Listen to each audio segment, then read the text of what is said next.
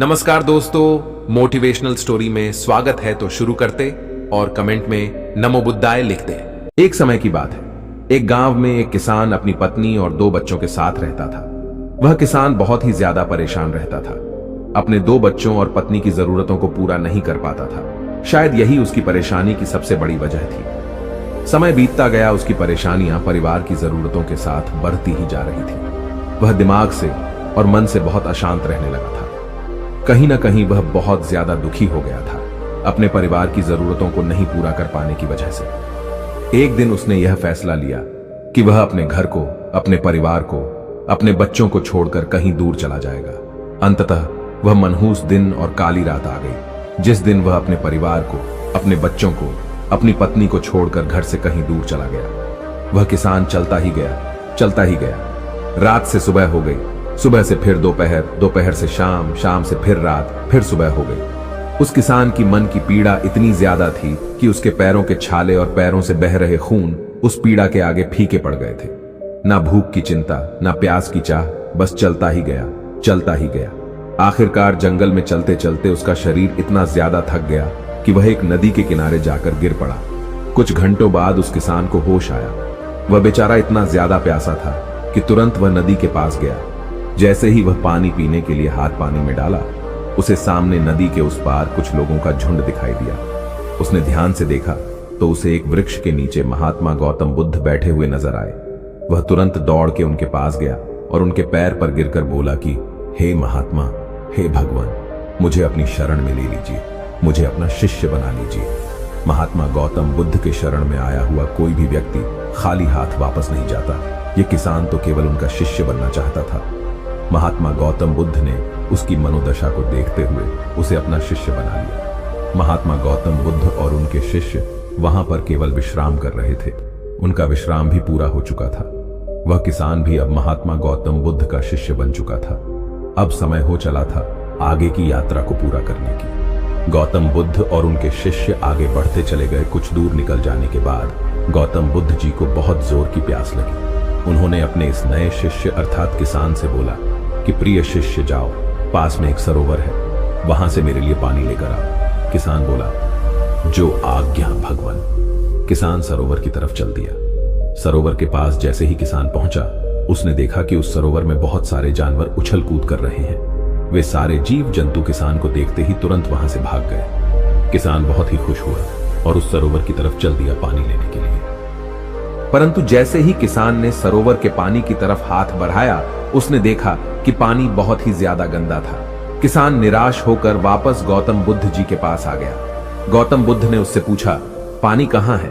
किसान ने दुखी भरे शब्दों के साथ कहा, हे भगवान, मैं जैसे ही उस सरोवर के पास पहुंचा तो मैंने देखा कि उस सरोवर में काफी सारे जीव जंतु उछल कूद कर रहे थे और उनके उछल कूद करने की वजह से उस सरोवर के जमीन के तल में बैठी हुई सारी गंदगी, सड़े हुए पत्ते उस पानी में घुल मिलकर एक कीचड़ का रूप ले लिए थे। यही कारण है कि मैं वह पानी लेकर नहीं आया, क्योंकि वह पानी पानी नहीं कीचड़ हो चुका था। महात्मा गौतम बुद्ध उस किसान की बातों को समझ गए और मुस्कुराते हुए उन्होंने कहा कि मैंने तुमसे सरोवर का पानी मांगा था। मैंने यह नहीं कहा था कि पानी अगर गंदा हो तो पानी लेकर मत आना। उन्होंने अपने दूसरे शिष्य से अनुग्रह किया कि जाओ और सरोवर से पानी लेकर आओ। उनका दूसरा शिष्य निकल पड़ा पानी को लाने के लिए और कुछ देर पश्चात वह पानी लेकर वापस आ गया।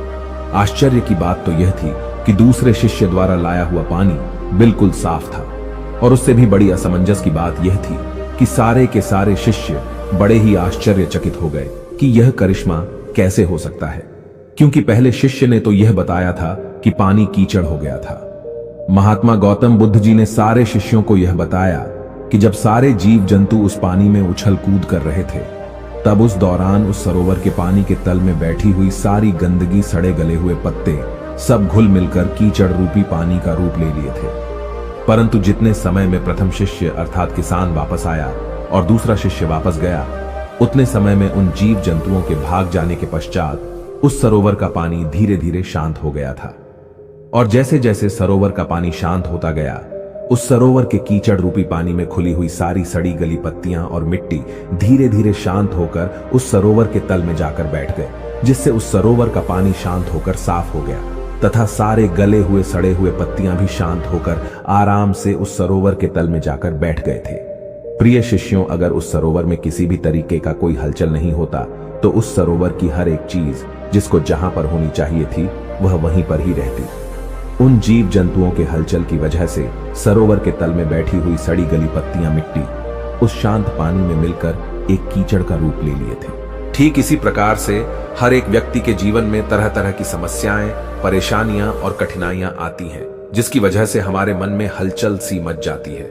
हमारा दिमाग और मन अशांत हो जाता है। तत्पश्चात हम कोई गलत फैसला ले लेते हैं। परंतु अगर हम थोड़ा समय देकर उन कठिनाइयों, परेशानियों और समस्याओं के बारे में समझने की कोशिश करें तो मन की हलचल उस सरोवर की पानी की तरह शांत हो जाएगी, जिससे हम अपने जीवन में सही निर्णय का चुनाव करते हुए उसका समाधान निकाल लेंगे। किसान को महात्मा गौतम बुद्ध जी की सारी बातें बिल्कुल साफ साफ समझ में आ गई। उसे यह भी समझ में आ गया कि उसके परिवार में आई हुई सारी परेशानियां, दिक्कतें और जिम्मेदारियां भी इसी सरोवर के सडेढ़ी गली हुई पत्तियों और मिट्टी रूपी कीचड़ की तरह ही हैं। बस जरूरत है थोड़ा समय निकालकर मन को शांत करते हुए उन परेशानियों, दिक्कतों के बारे में समझने और उसका समाधान निकालने की। दोस्तों, समय के साथ साथ हर एक इंसान की जरूरतें बढ़ती ही जाती हैं। हो सकता है किसी की जरूरत कम हो सकता है किसी की जरूरत ज्यादा हो, लेकिन हमें उन जरूरतों को पूरा करने के लिए मेहनत तो करनी ही पड़ती है।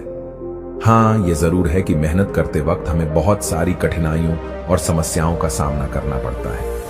इसी वजह से बहुत बार हमारा मन अशांत हो जाता है, निराश हो जाता है, दिल दिमाग में एक अजीब सी हलचल होने लगती है, जिसके वजह से हम गलत फैसला ले लेते हैं। परंतु दोस्तों, हमें घबराने की जरूरत नहीं है। हमें अपने दिमाग को शांत करने की जरूरत है। थोड़ा समय देकर इसके बारे में सोचने की जरूरत है। इसका समाधान कुछ न कुछ जरूर निकल आएगा। इस कहानी को यहां समाप्त करते हैं, तो मिलते हैं एक नई कहानी में। बहुत से लोग YouTube चैनल को सब्सक्राइब नहीं करते हैं, तो आप ऐसी गलती ना करें, YouTube चैनल को सब्सक्राइब करें। आप इस वीडियो को अपने दोस्तों के साथ शेयर जरूर करें। नमो बुद्धाय।